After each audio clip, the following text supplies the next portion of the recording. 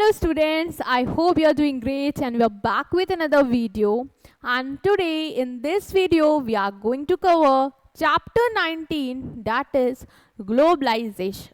Very interesting, very simple, क्योंकि globalisation का ज़माना है और हमें सबको पता है कि मैम ग्लोबलाइजेशन क्या होता है.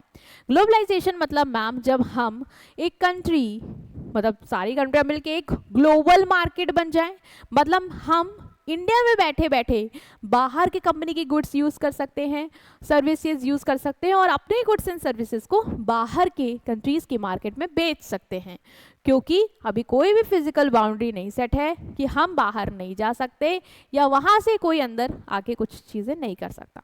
हाँ बेटा, ये आप सबको पता है कि हमारी कंट्री और बाकी की कंट्रीज मिलके आपस में ट्रेडिंग कर सकती हैं और इस सब का रिजल्ट क्या है, वो है ग्लोबलाइजेशन.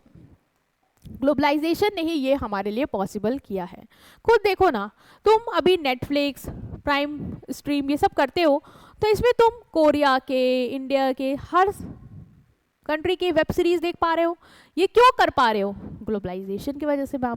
इवन हमारी कंट्री में तुम्हारे डोमिनोज हो गया, मैकडोनल्ड हो गया, ये सब अमेरिकन ब्रांड्स हैं. कैसे अवेलेबल है? ग्लोबलाइजेशन की वजह से मैम. हम आईफोन चला रहे हैं, किस वजह से है? सैमसंग हो गया तुम्हारा, ये सारी जो कंपनी है सैमसंग वगैरह, ये सब कोरियन है. ये यहाँ पे कोरिया की कंपनी क्यों अवेलेबल है? क्योंकि बिकॉज ऑफ योर ग्लोबलाइजेशन. तो ग्लोबलाइजेशन की वजह से क्या हो रहा है, हमारी जो कंट्री की मार्केट है वो बाकी कंट्रीज के मार्केट के साथ इंटीग्रेट हो गई है ना. तो ग्लोबलाइजेशन में आपको बस यही समझना है बेटा इस पूरे चैप्टर में, ये ग्लोबलाइजेशन क्या है, इसके क्या फ़ायदे हैं, क्या नुकसान है और ग्लोबलाइजेशन आने से क्या बदलाव आया, बस यही पढ़ना है. और बहुत शॉर्ट और बहुत आसान है. तो सबसे पहले स्टार्ट कर रहे हैं कि ग्लोबलाइजेशन क्या होता है. तो जैसे मैंने तुम्हें बताया कि हमारी जो कंट्री है वो दूसरी कंट्री के साथ फ्रीली ट्रेड कर सकती है ना. हमारे लोग यहाँ से वहाँ जा सकते हैं नौकरी के लिए, पढ़ने के लिए. तो जो बाउंड्री है ना वो हट गई है. तो इसका मतलब है हम कनेक्ट कर रहे हैं किसको? एक कंट्री की इकोनॉमी को विद दी होल वर्ल्ड. मतलब अभी हमारी कंट्री की जो इकोनॉमी है उसमें सिर्फ हम ही नहीं है, हमारी कंट्री में आके बाहर की कंट्री की कंपनीज भी आके क्या कर सकती हैं, इन्वेस्ट कर सकती हैं, बिजनेस कर सकती हैं. वी आर ओपन, ठीक, we are open for them. तो means connecting the economy of one country with the whole world. ये अलाउ करता है free flow of goods services, मतलब फ्रीली फ्लो हो सकता है एक कंट्री से दूसरी कंट्री, सारी कंट्री में फ्रीली फ्लो हो सकता है गुड्स का, सर्विसेज का, टेक्नोलॉजी का, इंफॉर्मेशन का, लोगों का. इवन देखते नहीं होगे तुम्हारे कोई भाई बहन या जानने वाले लोग कहते हैं कि हम फॉरेन कंट्री में पढ़ाई कर रहे हैं ना. तो ये कैसे पॉसिबल है? ग्लोबलाइजेशन की वजह से. मान लो वो कंपनी रिस्ट्रिक्शन लगा देती, ग्लोबलाइजेशन को ना एक्सेप्ट करती, तो हम कर पाते क्या? जबरदस्ती कूद जाते वहाँ पे जाके? नहीं हो पाता, पॉसिबल नहीं था. But because of the globalization हम अपनी कंट्री में, जैसे हमें पता चला जापान में नई टेक्नोलॉजी आई है, ये जो काम हम यहाँ कर रहे हैं ये काम वहाँ पे और बहुत जल्दी हो जाता है, वहाँ मशीन है, टेक्नोलॉजी है, हम यहाँ से बैठे बैठे वहाँ से इंपोर्ट करवा सकते हैं, मंगवा सकते हैं. ये कैसे पॉसिबल है? ग्लोबलाइजेशन की वजह से.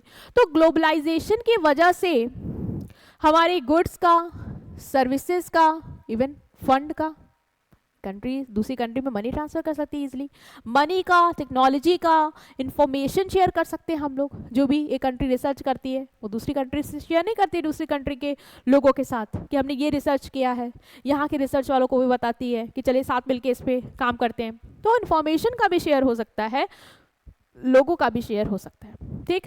तो ग्लोबलाइजेशन मतलब पूरा वर्ल्ड क्या है, एक बड़ी मार्केट बन गया है जहाँ पे सब लोग जा सकते हैं, चाहे तुम अपनी कंट्री के हो या कोई भी कंट्री हो, सब लोग उस मार्केट में आके फ्रीली आपस में बेच खरीद सकते हैं चीज़ों को, ठीक है. तो एग्जाम्पल, जैसे तुम जब आईफोन यूज़ करते हो, आईफोन कहाँ का है? यूएसए का. बट तुम्हारी पॉकेट में क्या कर रहा है? ग्लोबलाइजेशन की वजह से हम भी खरीद सकते हैं, वहाँ की चीज़ें यहाँ आ सकती हैं. हाँ, नाइकी का शूज़ यूएसए का है लेकिन तुम्हारे पास भी है. क्लोथ्स H&M से स्वीडन के हैं, तुम्हारे पास भी है. एप्स अलग अलग कंट्री के तुम भी डाउनलोड कर सकते हो, यूज़ कर सकते हो. तो मतलब तुम क्या एक्सपीरियंस कर रहे हो?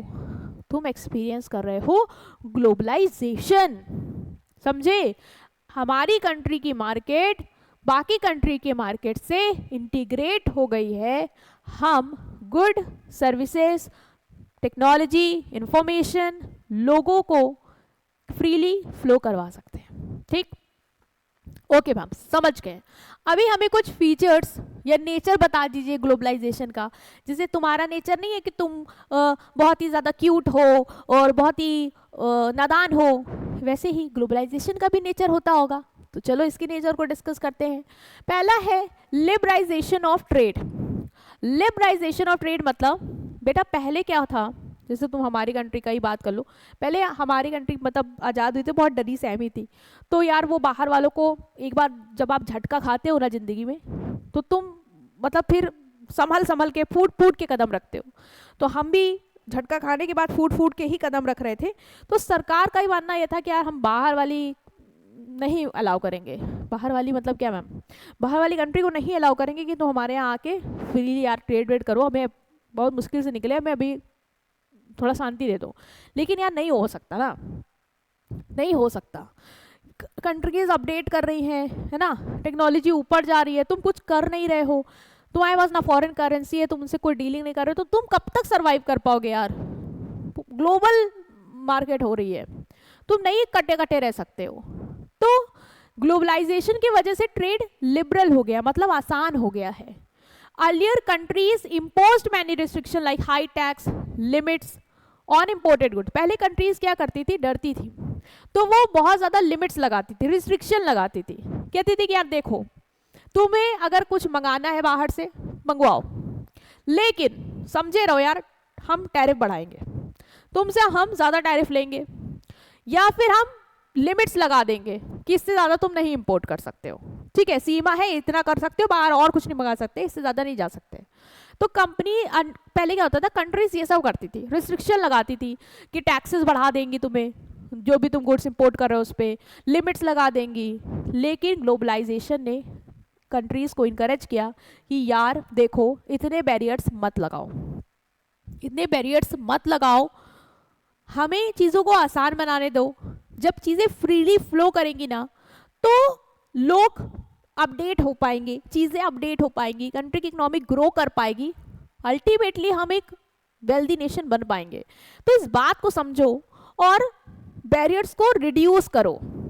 इससे क्या हुआ, अब हम अपनी कंट्री में बाहर कंट्री आराम से फ्रीली इजी तरीके से गुड एंड सर्विसेज को बाय और सेल कर सकते हैं। अभी हमारे ऊपर रिस्ट्रिक्शन नहीं है कि यार हम सोचे मंगाने से पहले कि यार टैक्स ज़्यादा देना पड़ेगा, बहुत महंगा पड़ जाएगा, या लिमिट है यार इससे ज़्यादा नहीं मंगा सकते, इतना मंगा के क्या ही हो पाएगा। तो अब ये हटाया है, रिड्यूस किया गया है, जिससे तुम फ्रीली चीज़ों को कर सकते हो। Next is free trade agreement.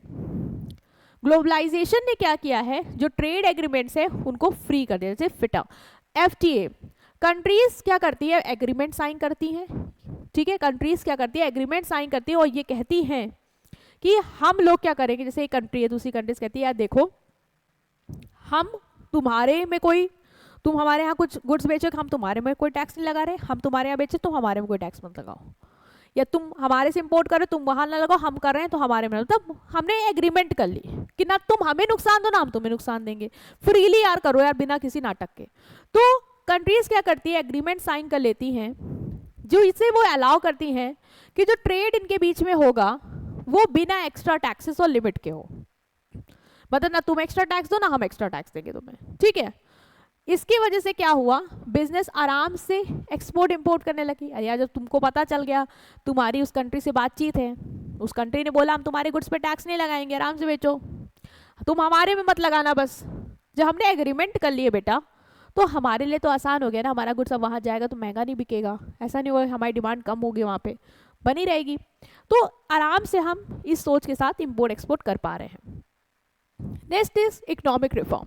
Economic reform मतलब क्या, कि ग्लोबलाइजेशन कंट्रीज को पुश करती है कि तुम अपने इकोनॉमिक सिस्टम को इम्प्रूव करो, क्योंकि ग्लोबलाइजेशन है, ग्लोबल स्टैंडर्ड है, हर कंट्री की इकोनॉमी बूम कर रही है, तुम भी अपने स्टैंडर्ड बढ़ाओ, तुम भी ये जो तुमने रिस्ट्रिक्शन लगाया उसको कम करो, बाहर की कंट्रीज को बुलाओ, उनसे इन्वेस्टमेंट कराओ, एम्प्लॉयमेंट बढ़ेगा, अच्छे अच्छे स्टैंडर्ड्स के गुड एंड सर्विसेज तुम लोग को मिलेंगे, तो तुम लोग ये करो जिससे तुम लोग ग्रो कर पाओ। तो ग्लोबलाइजेशन ये करता है, ये बोलता है कंट्रीज को कि यार तुम लोग अपनी इकोनॉमिक सिस्टम को बेहतर बनाओ, तुम भी ग्लोबल स्टैंडर्ड को मैच करो, बाहर की कंपनीज को अट्रैक्ट करो कि वो तुम्हारे यहाँ आए, इन्वेस्ट करें, तुम्हें हेल्प करें इकोनॉमी को ग्रो करने में।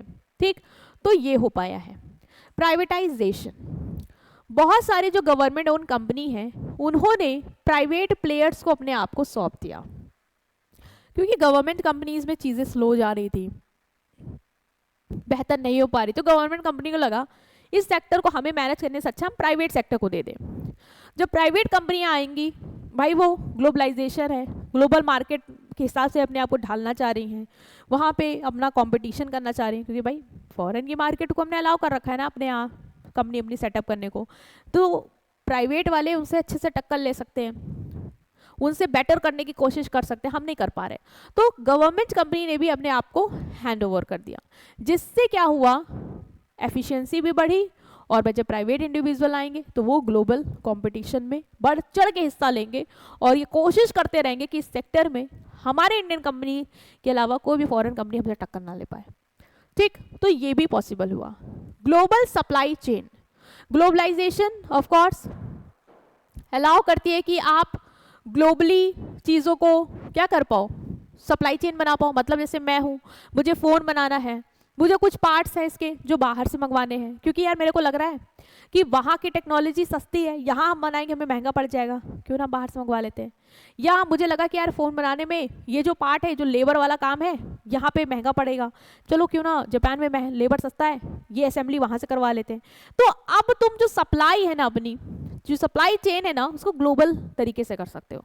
मतलब company now make product using part from different countries, इससे प्रोडक्शन फास्टर भी होता है, चीपर भी होता है, क्योंकि तुम जो पार्ट्स बनवा रहे हो, जो तुम्हें लग रहा है कि इस टेक्नोलॉजी ये चिप जो है वो वहाँ सस्ती पड़ेगी, इसकी असेंबली वहाँ सस्ती पड़ेगी, तो वहाँ करवा के प्रोडक्ट तैयार कर रहे हो, तो तुम ग्लोबल लेवल पे हर चीज़ का डिस्ट्रीब्यूशन कर दिए हो एंड देन वो प्रोडक्ट बन रहा है। तो तुम्हें जहाँ से जो सस्ता लग रहा है तुम वहाँ से वो चीज़ें कर पा रहे हो।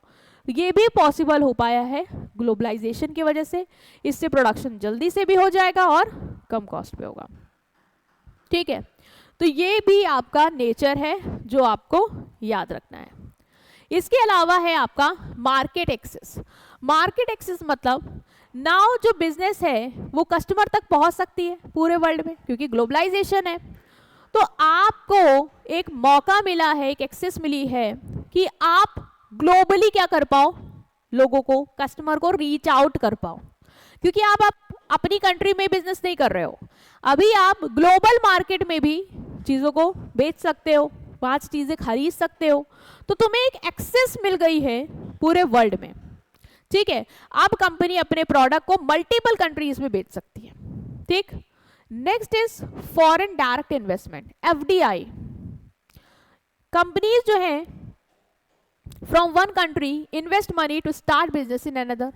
जैसे तुम्हारी कंट्री है, तुम्हारी कंट्री में बहुत सारी मल्टीनेशनल कंपनी आती हैं, यहाँ पे पैसा लगाती हैं और अपना बिजनेस सेटअप करती हैं, तुम्हें गुड एंड सर्विसेज मिलता है, तुम्हारे लोगों को एम्प्लॉयमेंट मिलता है। होता है कि नहीं होता है? यस मैम, होता है।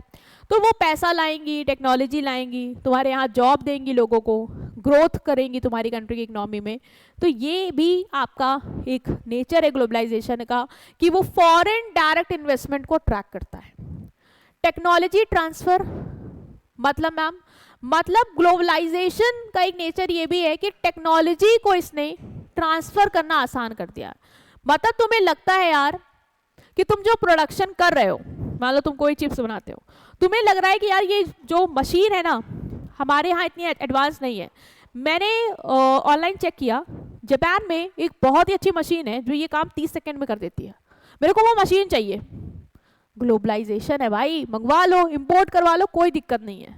तो ग्लोबलाइजेशन अलाउ करती है कि जो नई टेक्नोलॉजी है वो क्विकली स्प्रेड हो जाए एक कंट्री से दूसरी कंट्री। तुम देखते होगे कोई भी वैक्सीन आती है, कोई भी दवा आई किसी बड़े इलाज की, दूसरी कंट्री से तुम्हारी कंट्री में तुरंत आ जाती है।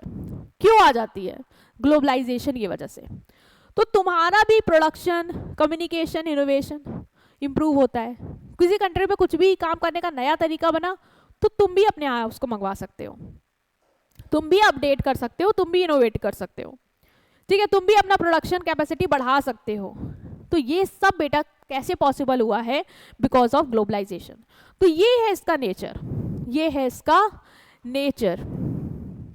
और लास्ट इसका लेबर मोबिलिटी, मतलब लेबर जो है वो एक कंट्री से दूसरी कंट्री में जा सकता है जॉब्स के लिए, पढ़ने के लिए, बिजनेस करने के लिए। तुम्हें भी पता है बहुत सारे तुम्हारे जानने वाले लोग हैं जो दुबई गए हैं और वहाँ काम करें, मेरे जानने वाले लोग हैं। तो ये कैसे पॉसिबल है?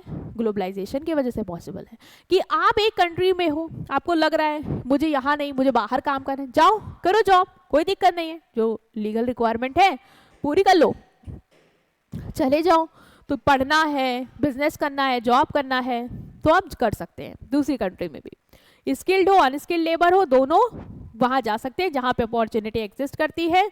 अगर आपको लगता है कि आपकी कंट्री में नहीं है और आपको फॉरेन में अपॉर्चुनिटी दिख रही है, आपको विदेश में जाके काम करना है, तो ग्लोबलाइजेशन की वजह से वो भी पॉसिबल है आपके लिए। तो हमने यहाँ पे समझे आपके points. Liberalization, free trade agreement, जिसमें कंपनियां आपस में एग्रीमेंट करती हैं कि हम आपस में फ्रीली ट्रेड करेंगे, ठीक है ना, तुम पे टैक्स लगाओ ना हम तुम पे टैक्स लगा रहे हैं। Economic reform, privatization, global supply chain, market access, foreign direct investment, technology transfer and labour mobility. Clear? Next जो हमारा आता है वो आएगा हमारा अपॉर्चुनिटीज क्या है मैम ग्लोबलाइजेशन की। बेटा तुमने अब तक इतना समझा, इससे तुम्हें बिल्कुल कहीं ना कहीं क्लैरिटी मिली है कि मैम ग्लोबलाइजेशन आने से बहुत फायदे हो गए हैं। हम इजीली टेक्नोलॉजी मंगा सकते हैं, हमारे यहाँ वो कंपनियाँ आएंगी, इन्वेस्ट करेंगी, हमें जॉब मिलेगी, हमें एम्प्लॉयमेंट मिल जाएगा मैम।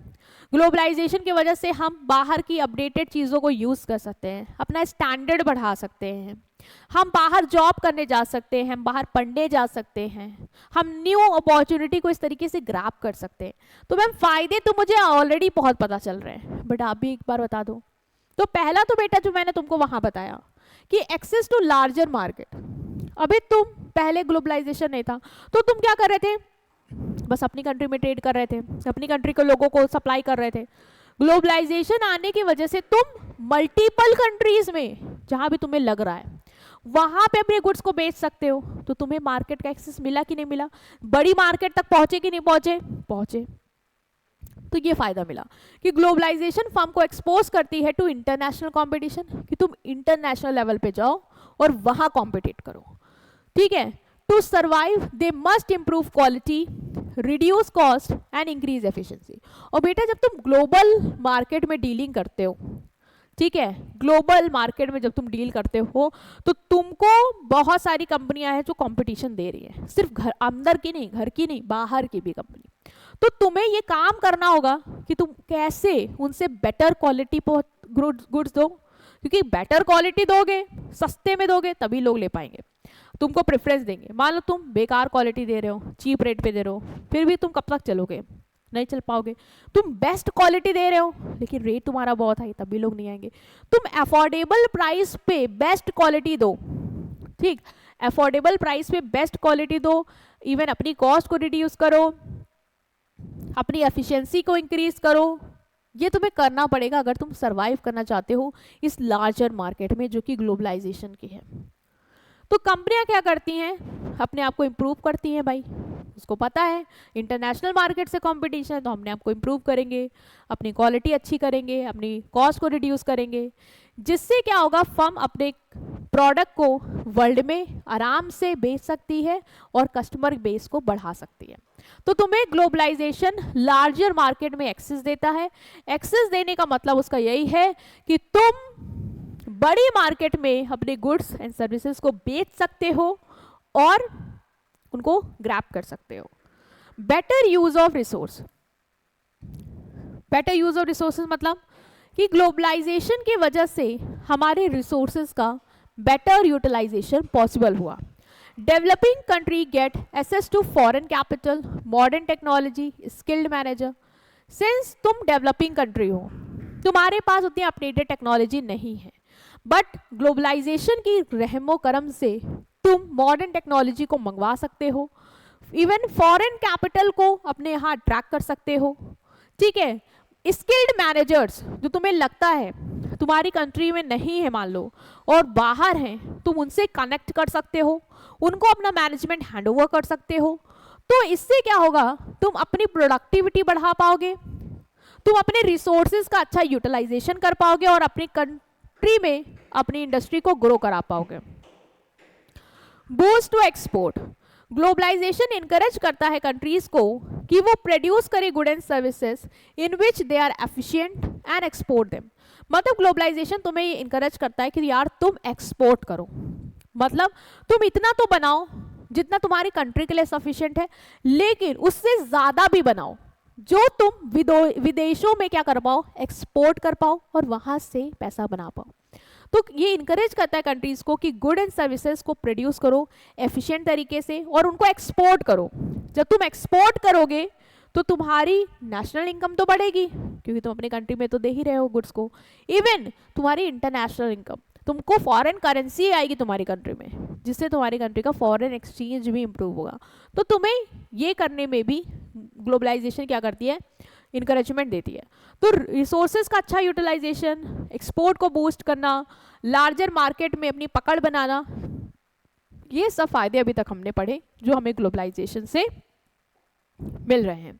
इसके अलावा ग्लोबलाइजेशन की वजह से हमें एम्प्लॉयमेंट अपॉर्चुनिटी मिली क्योंकि तुम्हें भी पता है जो फॉरेन कंपनीज हैं वो आती हैं, इन्वेस्ट करती हैं, भाई अपना सेटअप लगाती हैं, लोग तो चाहिए उनको, तो हमारे कंट्री के लोगों को जॉब्स देती हैं, बड़ी बड़ी मल्टीनेशनल कंपनी हमारे कंट्री के लोग वहाँ काम करते हैं, तो एम्प्लॉयमेंट मिल पा रहा है। मान लो अगर सिर्फ हमारी कंट्री की ही कंपनियाँ होती तो कितनी ही होती, कितने लोगों को जॉब मिल जाती। सिंस हम फॉरेन से लोगों को अट्रैक्ट कर रहे हैं तो नई नई जॉब्स आ रही हैं, एम्प्लॉयमेंट बढ़ रहा है, चाहे वो मैन्युफैक्चरिंग सेक्टर में हो, चाहे वो आईटी में हो, चाहे वो रिटेल में हो।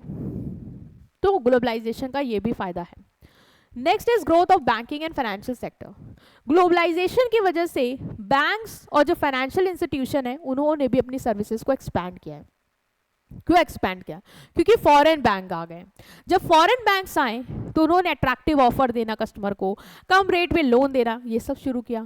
तो फिर हमारी कंट्री के भी इंडियन बैंक को लगा कि नहीं नहीं नहीं नहीं नहीं, इनको हम नहीं आके डोमिनेट करने देंगे, हम भी अट्रैक्टिव ऑफर निकालेंगे, हम भी अपनी सर्विसेज को बेटर करेंगे जिससे हमारे यहाँ के लोग हमारे पे ट्रस्ट करें।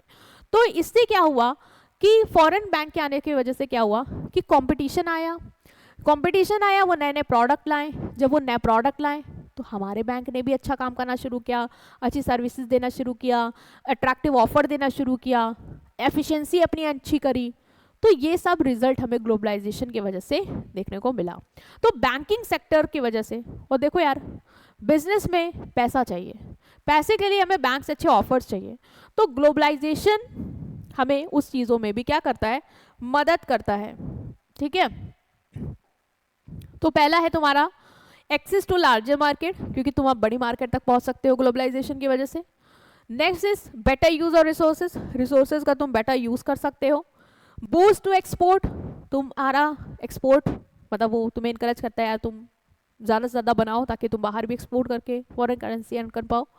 ठीक, क्योंकि ग्लोबलाइजेशन मार्केट को इंटीग्रेट करता है। तुम्हारे यहाँ एम्प्लॉयमेंट अपॉर्चुनिटी बढ़ेगी, ऑफ कोर्स बाहर से लोग आएंगे, ठीक है, तो तुम्हारे यहाँ इन्वेस्ट करेंगे, कंपनियाँ इन्वेस्ट करेंगी तो जॉब मिलेगी। इवन तुम बाहर जाके भी जॉब कर सकते हो तो एम्प्लॉयमेंट अपॉर्चुनिटी मिलेगी। Growth of banking and financial sector, banking और फाइनेंशियल सेक्टर की भी अच्छी ग्रोथ हुई है because of entry of foreign banks. ठीक, ओके मैम ये थे फायदे, क्या नुकसान भी है इसके? हाँ, कुछ खतरे हैं ग्लोबलाइजेशन के। क्या है? पहला है स्ट्रक्चरल अनएम्प्लॉयमेंट। बेटा ग्लोबलाइजेशन में कंपनियां आती हैं, सेटअप करती हैं, तुम्हें एम्प्लॉयमेंट मिलता है, अच्छी बात है, लेकिन एक मुद्दा मैंने ये भी तो बताया था कि तुम मॉडर्न टेक्नोलॉजी मंगवा सकते हो। तो सोचो ना, ग्लोबलाइजेशन की वजह से मान लो तुम्हें पहले नहीं पता था कि डेटा एंट्री का काम जो ये है वो हम किसी इंसान की जगह किसी मशीन से भी करवा सकते हैं, बट तुम्हें बाद में पता चला यार ये टेक्नोलॉजी बाहर आ गई है, मुझे मंगाना चाहिए, तुमने मंगा लिया, उस पर्सन की तो जॉब चली गई ना। इसी तरीके से कितने लोगों की जॉब चली जाती है जब हम मॉडर्न टेक्नोलॉजी अपने यहाँ मंगवा लेते हैं। तो ये याद रखना कि स्ट्रक्चरल अनएम्प्लॉयमेंट को जन्म देता है ये।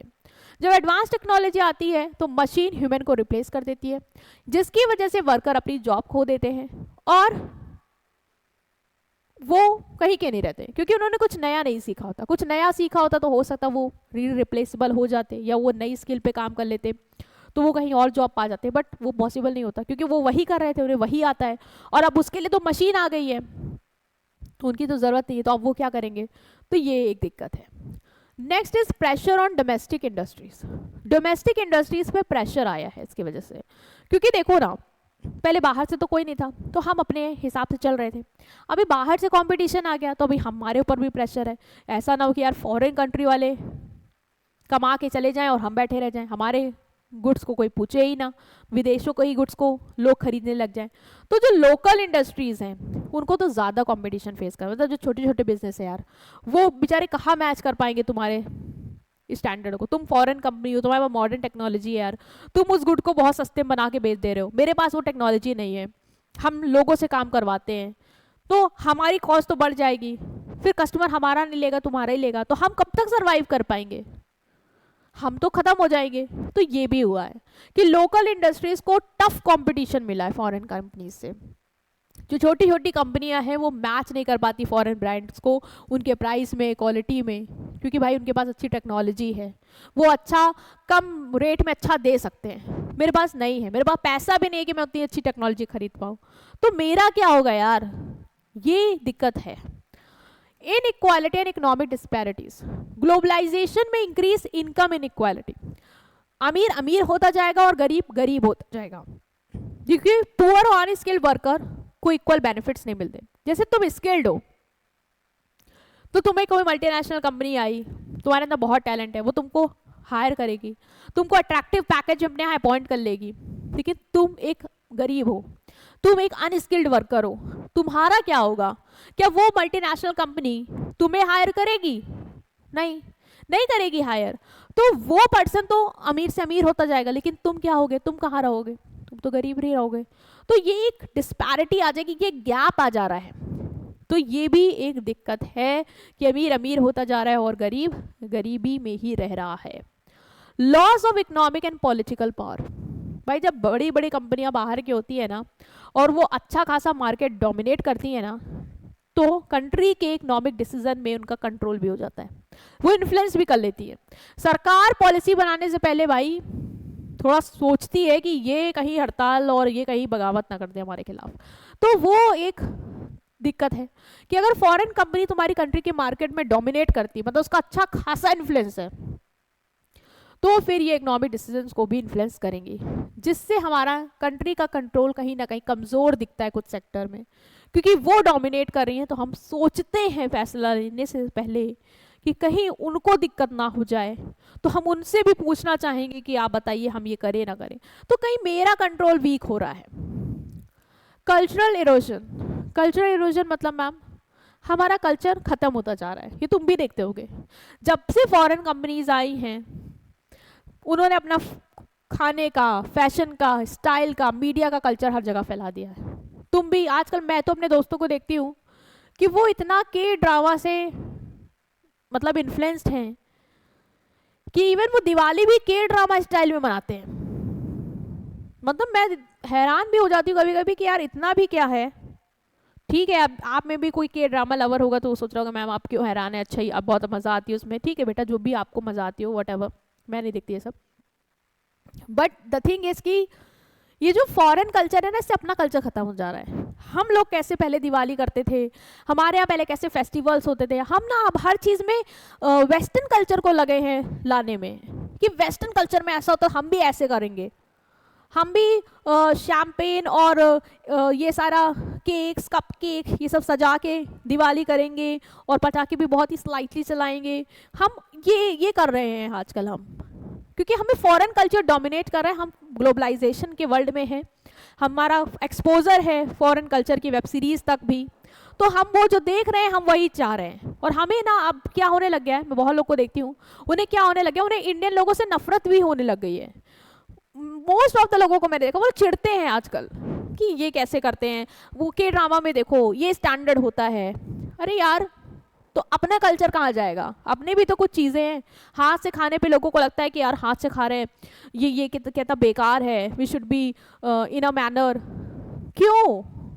पहले भी कल्चर था ना, पहले चम्मचें नहीं होती थी, बट आजकल हम इतना ज़्यादा उसमें जाते जा रहे हैं कि बहुत सारा कल्चर पीछे हो रहा है यार, हो रहा है। तो जिससे हम अपने कल्चर की रिस्पेक्ट करना छोड़ रहे हैं, हमारा अपने कल्चर से अटैचमेंट छूटता जा रहा है, क्योंकि हमें लग रहा है यार foreign culture is the best culture, उसमें मैनर्स है, उसमें एटिकेट्स है, उसमें डिसिप्लिन है, तो हमें वही करना चाहिए, but it's not that true. Vulnerability to global problem. Globalization interdependence increase करता है कि नहीं करता है? यार तुम डिपेंड हो, एज हमारी कंट्री देखो, गल्फ कंट्रीज में डिपेंड है पेट्रोल के लिए, बहुत सारी चीज़ों के लिए, टेक्नोलॉजी के लिए हम दूसरे कंट्रीज पे डिपेंड हो जाते हैं। वहाँ से अगर वो चीज़ आएगी तो ठीक है, नहीं आएगी तो हमारा बिजनेस ठप हो जाएगा। तो इंटरडिपेंडेंस बढ़ा देता है, जिसकी वजह से कंपनी को अगर मान लो उसके साथ कोई विवाद चल रहा है तो क्राइसिस पे फेस करना पड़ जाता है। ठीक है। इसके अलावा प्रॉफिट ड्रेन हो रहा है, भाई वो विदेशी कंपनी है, यहाँ आई है, बनाई है, पैसा कमाई है, तो तुमको क्या लगता है सारा पैसा तुम्हारी कंट्री में लगा के जाएगी? नहीं, बहुत पैसा वो अपनी कंट्री में भेजती है, मैक्सिमम वो अपनी कंट्री में ही भेज देती है। तो जिससे तुम्हें क्या फ़ायदा हुआ? तुम्हें उतना कोई फ़ायदा नहीं हुआ। तो ये एक डीमेरिट कह लो, ये एक थ्रेट कह लो ग्लोबलाइजेशन का है। ओके, नेक्स्ट और लास्ट जो हम पढ़ने वाले वो है transformation of business by globalization. Ma'am globalization की वजह से क्या बदलाव आया है, क्या ट्रांसफॉर्मेशन आया, ये बता दो।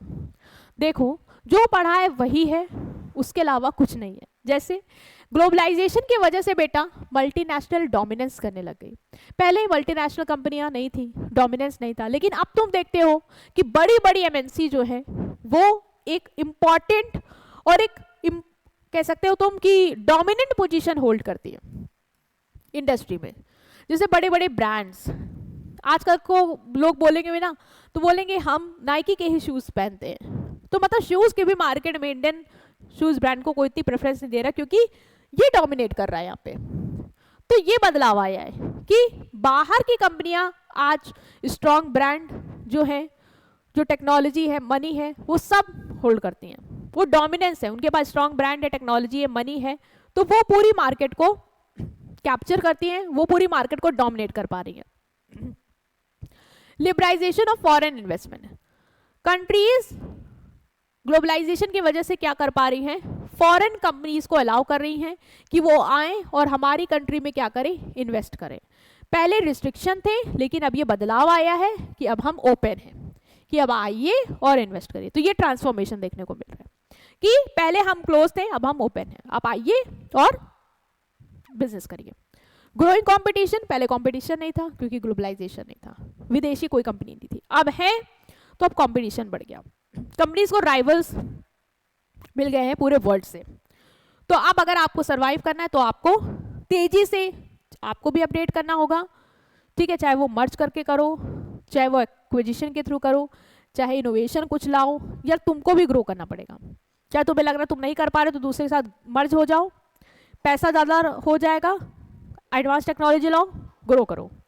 मतलब ये बदलाव है कि कंपटीशन बढ़ गया है और अगर सरवाइव करना है तो ग्रोइंग कंपटीशन के साथ तुमको टक्कर लेनी पड़ेगी। तो पहले मार्केट में मल्टीनेशनल का डोमिनेंस नहीं था, अब है। पहले फॉरेन इन्वेस्टमेंट नहीं थी, अब है। कंपटीशन पहले उतना नहीं था, लेकिन ग्लोबलाइजेशन के आने की वजह से कंपटीशन भी मेरा बढ़ा है।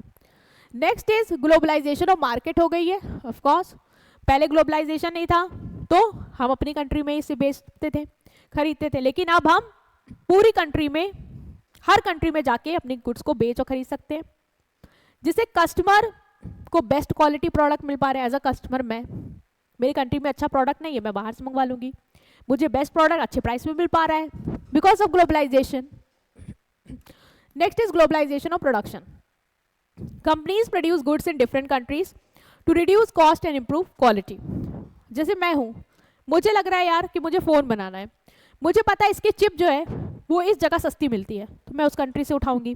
मुझे लगता है कि इसका असेंबली जापान में कम रेट पे हो जाएगा, लेबर चीप है वहाँ पे, तो मैं उसकी असेंबली वहाँ करवाऊंगी। मुझे लगता है इसकी बॉडी का ये कंपोनेंट यहाँ सस्ता मिलता है, मैं वहाँ से लूँगी। तो बिकॉज ऑफ द ग्लोबलाइजेशन मैं प्रोडक्शन हर उस कंट्री के थ्रू कर पा रही हूँ, यूज़ कर पा रही हूँ उसके कंपोनेंट को, जहाँ से मुझे वो सस्ता भी पड़ रहा है और अच्छा भी पड़ रहा है। तो आप कंपनी गुड्स जो प्रोड्यूस करती है वो अलग अलग कंट्री में के थ्रू करती है, जिससे उनकी कॉस्ट और क्वालिटी इंप्रूव होती है, क्योंकि लेबर चीप है, बेटर क्वालिटी मिल रही है, और रॉ मटेरियल मान लो मेरी कंट्री में महंगा है, बाकी कंट्री में सस्ता मिला है, तो जहाँ से सस्ता मिला है मैं वहाँ से मंगा के प्रोडक्शन कर पा रही हूँ। तो ग्लोबलाइजेशन की वजह से आपका प्रोडक्शन भी ग्लोबलाइजेशन हो गया। मतलब अपनी कंट्री में ये पूरा गुड नहीं बनाना है, पूरा प्रोडक्ट नहीं बनाना है, हर कंट्री का पार्ट ले लेके हम वो प्रोडक्ट तैयार करेंगे सस्ते में और बढ़िया में। तो ये भी एक फ़ायदा हमें दिखा, एक ट्रांसफॉर्मेशन, एक चेंज दिखा कि पहले हम ऐसे करते थे लेकिन अब हम ऐसे कर रहे हैं। Last is telecommunication. Advance communication technology आ गई है, जिसकी वजह से हम एक दूसरे के साथ ग्लोबली क्या कर सकते हैं, कनेक्ट कर सकते हैं और इंटरेक्ट कर सकते हैं। जैसे कि video conferencing, emails, virtual team, इन सब के थ्रू हम ग्लोबली कोऑर्डिनेट कर पा रहे हैं। पहले ऐसा नहीं था, पहले ऐसे आपके पास एप्स नहीं थे, ऐसे टूल्स नहीं थे जिसके थ्रू आप ग्लोबल क्या कर पाओ, कनेक्ट कर पाओ ग्लोबल लेवल पे, चाहे वो आपके मैनेजर्स हों, चाहे वो एम्प्लॉयज़ हों, चाहे वो वर्कर्स हों, चाहे वो स्टाफ हो, किसी के साथ भी। But because of globalization it is possible कि आप ग्लोबल टीम बना सकते हो और मार्केट में अच्छा परफॉर्म कर सकते हो। तो इससे हमें ये भी एक ट्रांसफॉर्मेशन देखने को मिला, दैट इज टेली कम्युनिकेशन। सो इसमें जो ट्रांसफॉर्मेशन है आपके वो है dominance of multinational, liberalisation of foreign investment अब लिबरल हुआ है, ग्रोइंग कंपटीशन, ग्लोबलाइजेशन के बाद आने से कंपटीशन ग्रो कर रहा है, मार्केट का ग्लोबलाइजेशन हो गया है, प्रोडक्शन का भी इवन ग्लोबलाइजेशन हो गया है, और टेली कम्युनिकेशन में भी हमने देखा बदलाव आया है। तो ये था इमर्जेंस ऑफ ग्लोबलाइजेशन की वजह से क्या ट्रांसफॉर्मेशन आया है, राइट स्टूडेंट्स। सो हमने इस वीडियो में पूरा जो ग्लोबलाइजेशन चैप्टर है, मीनिंग को लेके, नेचर को लेके, इसके क्या आपके एडवांटेजेस हैं, क्या थ्रेट्स हैं, इवन क्या ट्रांसफॉर्मेशन हुआ है इसकी वजह से, वो सारी चीज़ें हमने कवर की हैं। आई होप आपको समझ में आया है। स्टिल कोई भी डाउट रहेगा तो आप कमेंट सेक्शन में पूछ सकते हैं, और इस नंबर पे आप कांटेक्ट कर सकते हैं अगर आपका कोई भी क्वेरी, कोई भी कंसर्न रहेगा, राइट। सो प्लीज़ वीडियो को लाइक कर दीजिए, चैनल को सब्सक्राइब कर दीजिए। We will see you in next part. Till then take care of yourself. Thank you.